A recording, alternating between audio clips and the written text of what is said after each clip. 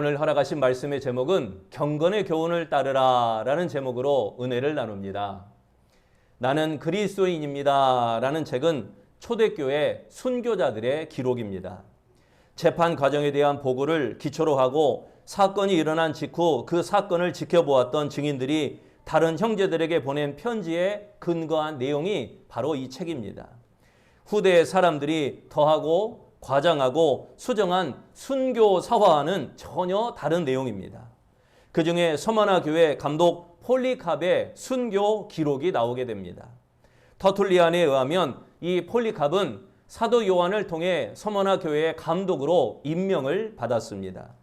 당시 로마 황제 도미티아누스는 황제 숭배를 강요했습니다. 그러나 폴리캅이 중심이 되어 서머나 교회는 황제 숭배를 철저하게 거부하였습니다. 나는 그리스도인입니다 라고 하는 신앙 고백 때문에 많은 사람이 붙잡혔습니다. 그리하여 채찍에 맞아 동맥과 정맥, 몸의 내부 조직이 찢어지게 되었습니다. 그러나 그들은 초인적인 수준으로 고난을 참았고 한마디 앓는 소리조차 내지 않았습니다. 비인간적인 집행관들의 그들을 뜨거운 불에 집어넣도록 하였습니다.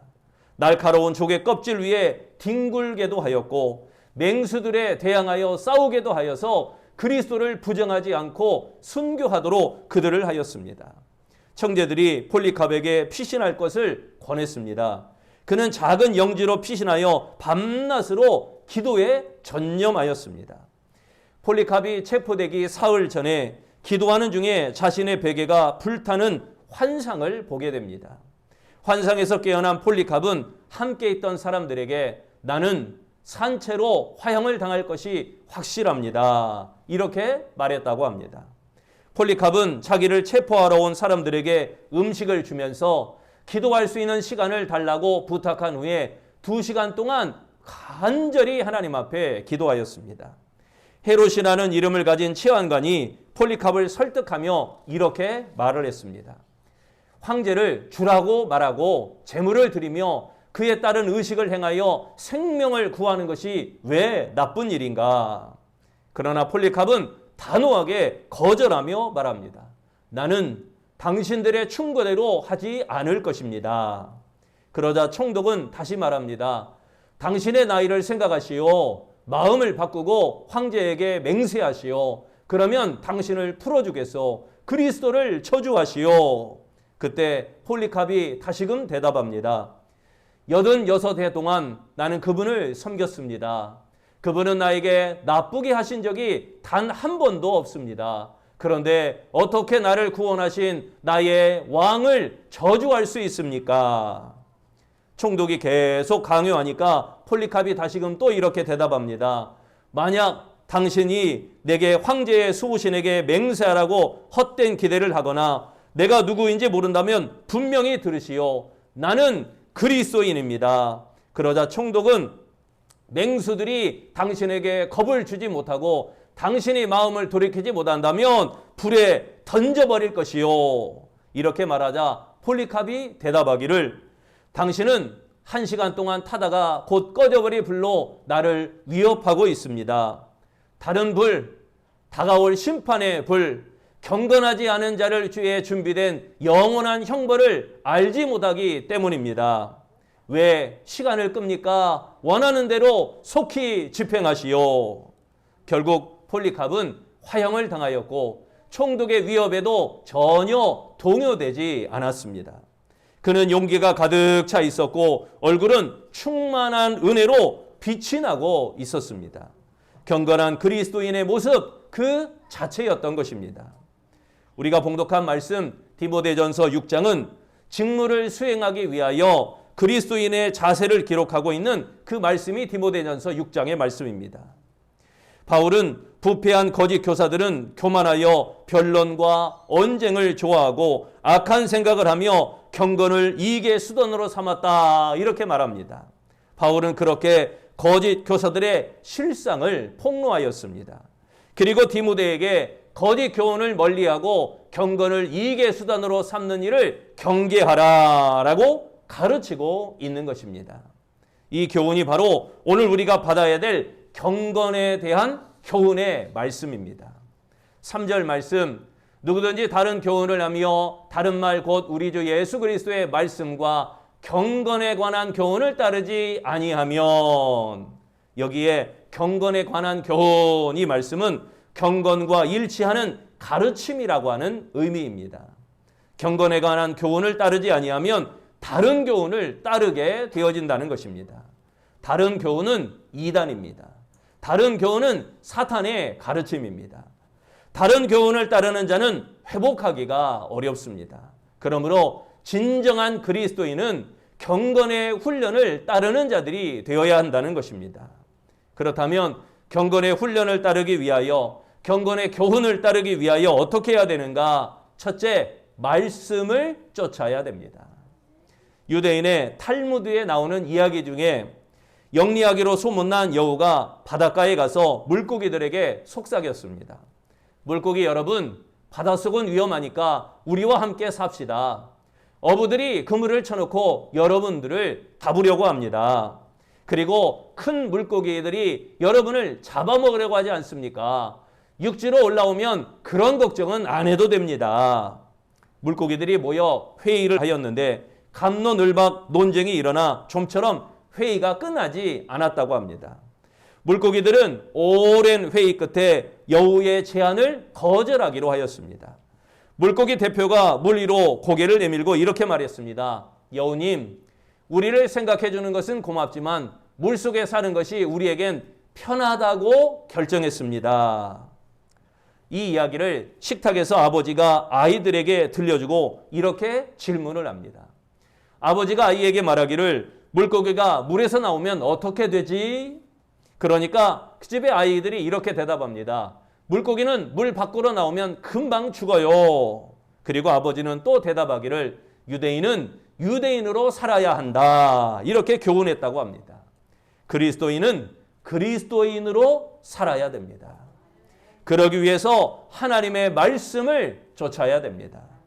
말씀을 따라갈 때 경건한 그리스도인의 모습이 가능해지는 것입니다. 말씀을 따르지 않으면 항상 실수합니다. 말씀을 따르지 않으면 범죄할 수밖에 없는 인생이 되고 마는 것입니다. 3절을 다시 봅니다.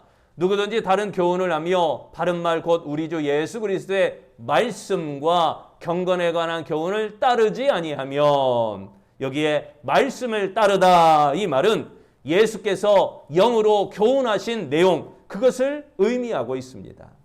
그리스도께서 직접 하신 말씀입니다. 그리스도의 말씀과 행적을 목격한 사도들의 말까지 다 포함하고 있습니다. 그 말씀은 그리스도로부터 온 것이며 경건을 증진시키는 역할을 하는 것입니다. 그러므로 경건한 그리스도인이 되려면 항상 하나님의 말씀을 마음에 새겨야 하는 것입니다. 다른 주장을 하는 이단의 교훈에 속지 말아야 됩니다. 하나님은 한 분이시요 진리도 하나이며 구원의 길도 오직 하나뿐임을 알고 어떠한 사탄의 거짓에도 절대로 흔들리지 않고 오직 말씀만 쫓아가는 우리 아름다운 성도들이 되시기를 바랍니다. 두 번째, 경건의 교훈을 따르기 위해서 자족을 품어야 합니다. 로마의 휴일이라고 하는 영화로 스타가 된 여배우 오드리 헵번에 관한 이야기입니다. 그녀는 배우로 성공했지만 여자로서는 불행한 인생을 살았습니다. 첫 번째 결혼에서 남편으로부터 버림을 받았습니다. 두 번째 결혼에서는 이혼을 통해 아픔을 겪었습니다. 그녀는 스스로 버림받은 여인이라고 자책하며 살았습니다. 삐뚤어진 자화상을 가지고 아이도 남편도 가정도 없이 혼자 노년을 지냈습니다. 말년에는 우울증과 외로움으로 괴로운 나날들을 보냈습니다. 그러던 어느 날 1988년 3월 유니세프라고 하는 NGO 단체의 친선 대사로 활동하기 시작합니다. 에티오피아, 수단, 방글라데시, 소말리아 등 내전을 겪는 지역을 다니며 그 지역에 고아가 되고 버림받은 아이들을 돌봤습니다. 그런데 설상가상으로 오드리 헵번이 직장암이라는 선고를 받게 됩니다. 자신이 시한부 인생임을 알게 된 그녀는 더욱 봉사하는 일에 집착하면서 체중이 무려 35kg이나 빠지는 아픔을 겪으면서도 그 소말리아 아이들을 더 걱정하게 되었습니다. 오드리 헵번은 예수 안에서 새로운 자화상을 발견하고 새로운 삶을 살게 되었던 것입니다. 오드리 헵번은 배우 시절에 아름다운 외모를 가졌지만 마음이 병들어 있었습니다. 그러나 자선 활동을 통하여 이 NGO라고 하는 활동을 통하여 자화상을 발견하게 되어집니다. 삶을 바꾸면서 마음이 건강해졌습니다. 그녀의 모습을 본 사람들은 아름다운 헵번을 만난 것은 로마의 휴일에서가 아니고 아프리카에서 만났다. 이렇게 이야기했다고 합니다. 그리스도 안에서 자족하는 마음을 가진 아름다운 모습인 것입니다. 본문 6절에 말씀합니다. 자족하는 마음이 있으면 경건이 큰 이익이 되느니라. 여기에 자족하는 마음은 상황에 구애되지 않는 자기 만족의 상태를 의미하고 있습니다. 지극히 영적인 상태를 말하는 것입니다. 자족하는 마음은 상황에 따라 요동하지 않습니다. 자기 노력에 의한 것이 아니라 오로지 예수 그리스도로부터 충족되는 것이 자족하는 마음입니다.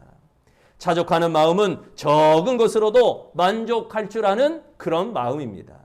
자족하는 마음은 경건에 이익이 됩니다. 자족하는 마음은 넉넉한 마음입니다. 바울은 어떠한 형편에든지 자족하기를 배웠다. 이렇게 고백하였습니다. 부유하고 사치한 삶을 살지 못할지라도 하나님께서 공급해 주시는 것으로 만족하며 하늘의 것을 사모하는 진정 아름다운 경건한 자가 되어지시기를 바랍니다.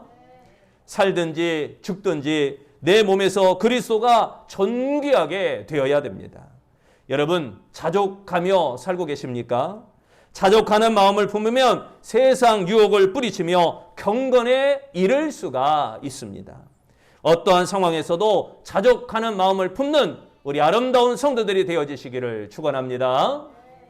세 번째, 경건의 교훈을 따르기 위해서는 정욕을 버려야 됩니다. 토마스 코스테인이라고 하는 사람이 유럽 벨기에 왕가의 흥망성쇠를 다룬 3명의 에드워드라고 하는 책을 썼습니다. 주인공 레이놀드 왕자인데 차기 왕이 될 사람이었습니다. 그런데 부왕이 갑자기 서거하게 되었습니다. 왕이 죽자 첫 번째 아들인 레이놀드가 왕이 되어야 되는데 동생 에드워드가 쿠데타를 일으키고 정권을 장악하게 됩니다. 형 레이놀드를 유커크라고 하는 성에 가두고 원하면 언제든지 창문을 통해 나가서 자유인이 되는 것을 허용하겠다. 이렇게 약속을 했습니다. 하지만 실현 가능성이 없어 보입니다. 성의 창문은 너무 작았어요. 뚱뚱한 레이놀드 왕자는 좁은 창문을 통해서 밖으로 나가는 것이 불가능했기 때문입니다. 동생 에드워드 왕은 형이 몸무게를 줄이고 저 창문을 통해 빠져나올 수 있다면 기꺼이 형에게 왕의 자리를 양위하겠다. 그렇지 못할 때 왕의 자리를 형에게 내어줄 수 없다. 자기 몸무게 하나 조절할 수 없을 만큼 의지가 약한 사람에게 어떻게 나라를 맡길 수 있단 말인가 라고 말했다고 합니다. 그리고 성을 경비하는 군사들에게 이 레이놀드 왕자가 원하는 대로 풍부한 음식과 간식을 먹을 수 있도록 하라 이렇게 명령했다고 합니다. 레이놀드 왕자는 10년 동안 그 성에서 나오지 못하고 결국 동생이 죽고 나서야 나올 수 있었다고 합니다.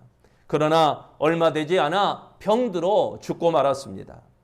레이놀드의 비극은 왕위를 찬탈당하고 성에 갇혔다가 나온 지 얼마 되어 병사한 것, 이것이 그의 비극이 아닙니다. 한평생 탐심이라는 유혹을 이겨내지 못하고 탐심의 정욕에 가로잡혀 있다가 그 감옥에 갇혀 살다가 간 비참한 결말의 비극이 바로 이 레이놀드의 비극인 것입니다. 여러분, 그리스도인은 정욕과 욕심을 제어할 수 있어야 됩니다. 우리는 내려놓는 훈련을 잘 해야 됩니다. 욕심은 죄를 낳고 죄가 자신을 다스리면 경건이 아니라 사망에 이르게 한다는 것을 우리가 꼭 기억해야 됩니다. 9절에 말씀합니다.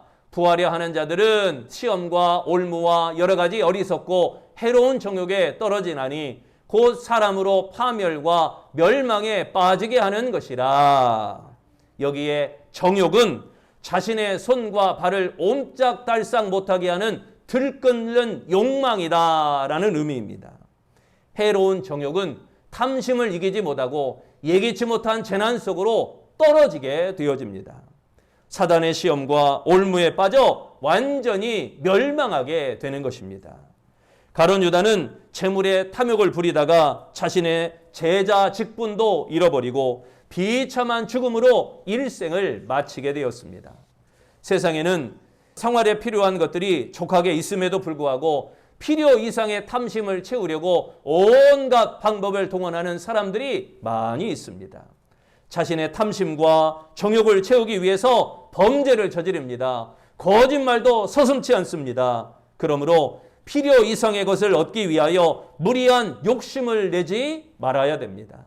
항상 받은 것에 감사하고 하나님께서 그 이상의 것을 주시면 오히려 나누고 베풀고 많은 사람들에게 건네줄 수 있는 넉넉한 마음이 되어지시기를 바랍니다. 나누고 베푸는 삶을 통하여 탐심의 정욕을 버리는 우리 아름다운 성도들이 되시기를 축원합니다. 우리는 경건의 교훈을 따르는 자의 모습으로 살아야 되는 것입니다. 경건한 생활을 위하여 존 웨슬레는 늘 자신에게 이렇게 질문했다고 합니다. 첫째, 너는 항상 기도하는가? 둘째, 너는 모든 순간마다 하나님 앞에서 즐거워하는가? 셋째, 너는 모든 경우에 감사하는가? 넷째, 너는 욕심내는 것이 없는가? 다섯째, 너는 두려워하는 일이 없는가? 여섯째, 너는 내 중심에 연속적으로 하나님의 사랑을 느끼는가? 일곱째, 무슨 말이나 행동을 하든지 그것이 하나님을 기쁘시게 한다고 자신 있게 대답할 수 있는가? 사랑하는 성도 여러분, 그리스도인의 경건은 우리는 경건의 교훈을 따라야 됩니다. 하나님의 말씀을 조차 그리스도의 경건을 따르시기를 바랍니다. 자족하는 마음을 품음으로 말미암아 경건의 교훈을 따르는 아름다운 성도 되시기를 바랍니다. 탐심의 정욕을 버리고 하나님의 경건의 훈련을 받고 경건의 교훈을 따르는 아름다운 성도가 되시기를 바랍니다. 그리하여 경건의 교훈을 따라 하나님 앞에 아름다운 성도로서 거룩하여지고 정결하여지며 하나님 앞에 온전히 칭찬받는 아름다운 경건의 백성이 되시기를 축원합니다. 기도하겠습니다. 좋으신 하나님, 하나님의 은혜로 주의 백성들이 온전히 예배하게 하심을 감사합니다. 아름다운 주의 성도들이 주님의 경건의 교훈을 따르기를 원합니다. 말씀을 조춤으로 말미암아 자족하는 마음을 품으며 탐심과 정욕을 버리며 경건의 교훈을 따라 하나님 앞에 온전하여지고 거룩하여지고 하나님 앞에 은혜와 믿음과 성령으로 바로 세워지는 우리 아름다운 성도들이 되도록 축복하여 주시옵소서. 세상의 수많은 사탄마귀 계계와 사탄마귀의 권세들이 우리를 침노할 때마다 우리가 강하게 담대하게 물리칠 수 있는 경건의 교훈을 잘 따르는 우리 아름다운 성도들이 다 되어지기를 예수님의 이름으로 기도합니다. 아멘.